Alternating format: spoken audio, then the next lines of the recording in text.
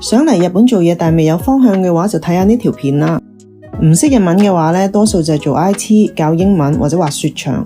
有 N3 呢就可以做兼職啦， N2 就可以有機會做 office。咁 N1 呢幾乎就係所有正職嘅基本要求嚟嘅，可以入到日資企業或者專業崗位。仲未有簽證嘅話呢，最容易揾到工呢就係教英文、做 IT 或者係遊戲公司。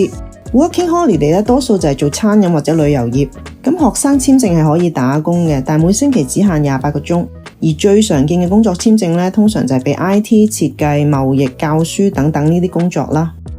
我條片下面呢有幾個推介嘅揾工網站，當中有啲呢係唔需要日文或者語言要求係比較低嘅。喺日本返工呢，準時係生命線，遲到1分鐘都要道歉㗎。呢度冇病假，病咗都要照返工或者用年假去頂啦。同埋階級非常之分明，講嘢一定要用敬語。仲有，如果有咩錯失嘅話，責任係由成個團隊一齊負責㗎。